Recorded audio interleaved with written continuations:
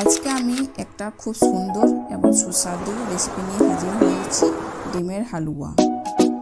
এই হালুয়াটা খুব সহজে এবং কম উপকরণ দিয়ে বাড়িতে বানিয়ে ফেলতে পারবেন। এই রেসিপিটা যেমন নরম তুলতুলে তেমনি খেতেও কিন্তু খুব সুন্দর। এই রেসিপিটা বাচ্চা থেকে বড় সবারই কিন্তু খুব পছন্দের। চলুন এবার দেখা যাক কীভাবে বানাচ্ছি। ডিমের হালুয়া বানানোর জন্য এখানে আমি 6টা ডিম নিয়েছি।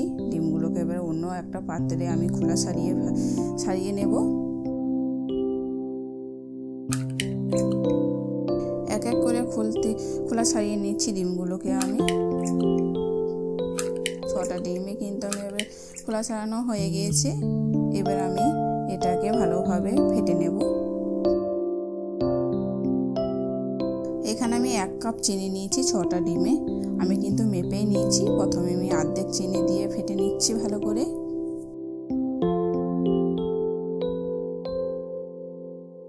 একটু ফাটার পর দেখুন এখানে আমি 1 কাপ দুধ দিচ্ছি। মোট আমি 1.5 কাপ দুধ দেব। প্রথমে আমি 1 কাপ দুধ দিয়ে ভালোভাবে ফেটে নিচ্ছি। এরপর আমি যে 1/2 কাপ চিনিটা দিয়েছিলাম, 1/2 কাপ ছিল, সেই চিনিটা দিয়ে দিচ্ছি। চিনি দেওয়ার পর আমি ভালোভাবে ফেটে নেব। এবার আমি আরও 1/2 কাপ দুধ দিচ্ছি। মোট আমি 1.5 কাপ দুধ দিচ্ছি। দুধ দেওয়ার পর আমি 5 মিনিট ভালোভাবে ফেটে নেব। ডিমের হালুয়া দেখুন, এটা যত ফাটবেন হালুয়াটা কিন্তু ততই বেশি ভালো হবে। ডিমের ঘোলটা আমার ফাটা হয়ে গিয়েছে ভালোভাবে। এবার আমি এখানে দেখুন একটা কড়াই নিয়েছি।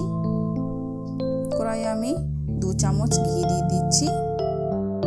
4 চামচে 2 চামচ ঘি দিয়ে দিতে হবে। ঘিটাকে আমি ভালোভাবে গলিয়ে নেব। গলানোর পর আমি এখানে একটা তেজপাতা নিয়েছি, যা আমি অর্ধেক করে নিয়েছি। আর এখানে দেখুন 4টে এলাচ নিয়েছি। দানাগুলোকে বের করে আমি থেতলে নিয়েছি।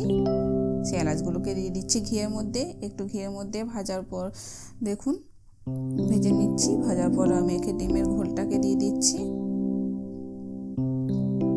ডিমের হালুয়াটা করার সময় কিন্তু গ্যাসটাকে আমি বাড়িয়েই রেখেছি। আর ঘোলটাকে দেওয়ার পর দেখুন আমি কিন্তু অনবরত ঘোলটাকে নেড়ে যাচ্ছি। আর গ্যাসটা কিন্তু আমার বাড়ানোই আছে। ঘোলটা কিন্তু একেবারেই কিন্তু নাড়া বন্ধ করলে চলবে না, অনবরত নেড়ে যেতে হবে যতক্ষণ না দানা দাঁড়াচ্ছে।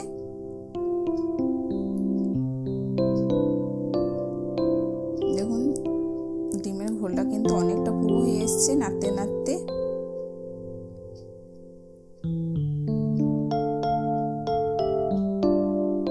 অনবরতই কিন্তু আমি নেড়ে যাচ্ছি এইভাবে। দেখুন ডিমের হালুয়ার ঘোলটা কিন্তু অনেকটাই পুরো হয়ে এসছে আর ফুটে এসছে।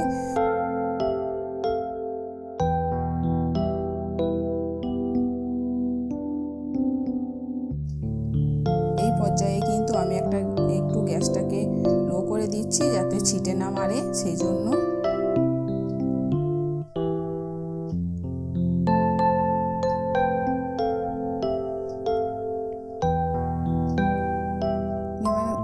হালুয়াটা কিন্তু অনেকটাই পুরো হয়ে এসছে। এবার আমি আবার কিন্তু গ্যাসটাকে বাড়িয়ে দিচ্ছি।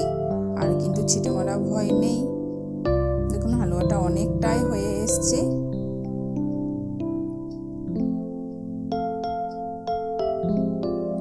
আমি কিন্তু হালুয়াটা অনবরত নেড়ে যাচ্ছি যাতে তলে না ধরে যায়।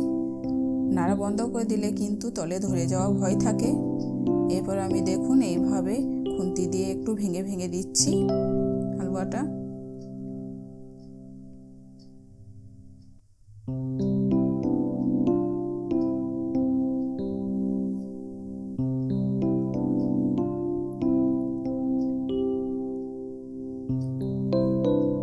যখন দেখবেন ডিমের হালুয়াটা অনেকটাই পুরো হয়ে এসছে আর মোটা মোটা দানা হয়ে যাচ্ছে, তখন কিন্তু খুন্তি করে এইভাবে ভেঙে ভেঙে দিতে হবে, তাহলে দানাগুলো কিন্তু খুব মিহি মিহি হবে।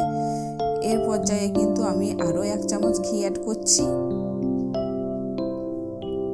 আর রেসিপিটা ভালো লাগলে সাবস্ক্রাইব করে আমার সাথে থাকবেন ও লাইক শেয়ার করে দিবেন এবং কমেন্টে জানাবেন যে রেসিপিটা কেমন লাগলো।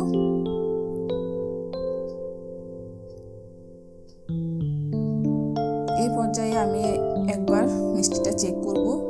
আপনারা যদি খুব বেশি মিষ্টি খান তাহলে মিষ্টি কিন্তু আর 2 কাপ চিনি দিতে পারেন। এরপর আমি হালুয়াটা অর্ধেক করে নিচ্ছি। হালুয়াটা আমার হয়ে এসছে, আমি অন্য একটা পাত্রে রেখে দিচ্ছি। অর্ধেকটা আমি অন্য একটা পাত্রে রেখে দিয়েছি, আর অর্ধেকটা দেখুন আমি কড়াইয়ে রেখে দিয়েছি। আর এখানে আমি জাফরান রং দুধের মধ্যে মিশিয়ে ঘুরে রেখেছি, যেটাকে আমি অর্ধেক হালুয়ার মধ্যে দিয়ে দিচ্ছি আর মিশিয়ে দিচ্ছি। জাফরানটা দেওয়ার পর আমি এখানে কিছুক্ষণ 2 থেকে 3 মিনিট গ্যাসটাকে বাড়িয়ে এটাকে ভেজে নেব খুব ভালোভাবে।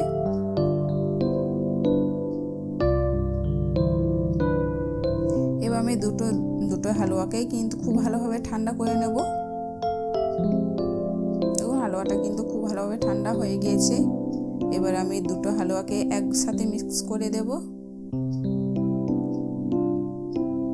এইভাবে বানালে কিন্তু দেখতে একটা খুবই সুন্দর লাগে, কালারফুল লাগে, আর মেহমানদের সামনে দিলে কিন্তু খুবই দেখতে ভালো লাগে। এটা রুটি, লুচি, পরোটা যার সাথেই খাবেন তার সাথেই কিন্তু খুব ভালোভাবে যায়। এভাবে একবার বাড়িতে নিশ্চয়ই বানিয়ে দেখবেন।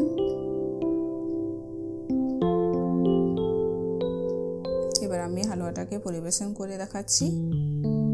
দেখুন দানাগুলো একবারে মিহি দানা মতো লাগছে না। এইভাবে বানালে কিন্তু হালুয়াটা কিন্তু খুবই মিহি মিহি দানা হয়। এই প্রসেসে কিন্তু একবার বাড়িতে নিশ্চয়ই বানিয়ে দেখতে পারেন আপনারা।